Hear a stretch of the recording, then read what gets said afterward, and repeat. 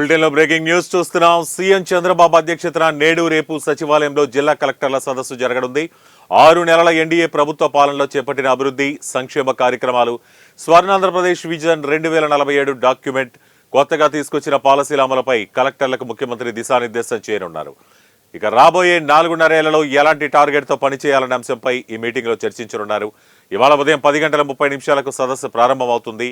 తొలి రోజు ఆర్టీజీఎస్ వినతుల పరిష్కారంగా గ్రామ వార్డు సచివాలయాలు, వాట్సాప్ గవర్నెన్స్, ప్రజల్లో సానుకూల దృక్పథం లాంటి అంశాలపై ప్రధానంగా చర్చకు వచ్చే అవకాశం ఉంది.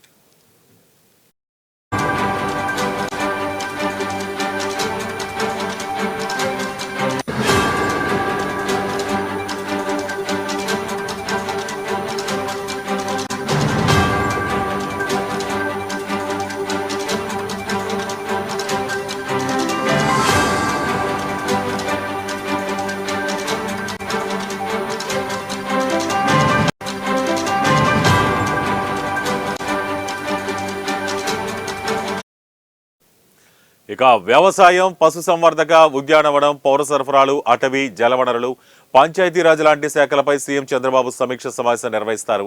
సాయంత్రం 6:30 గంటల నుంచి 7:30 వరకు శాంతి భద్రతలపై రివ్యూ మీటింగ్ నిర్వహించనున్నారు. ఇక రేపు పరిశ్రమలు, ఐటీ, పెట్టుబడులు, విద్యుత్, మానవ వనరులు, రవాణా, రోడ్లు, భవనాలు, గృహ నిర్మాణం, వైద్యం, ఆరోగ్యం లాంటి రంగాలపై ఏపీ ముఖ్యమంత్రి సమీక్ష చేయనున్నారు. అలాగే ఎన్డీఏ ప్రభుత్వం అధికారంలోకి వచ్చిన 6 నెలల వ్యవధిలోనే రెండో కలెక్టర్ల కాన్ఫరెన్స్ జరగనుంది. 2019-24 మధ్య వైసీపీ ప్రభుత్వ హయాంలో ఒక్కసారి మాత్రమే కలెక్టర్ల కాన్ఫరెన్స్ కొనసాగింది.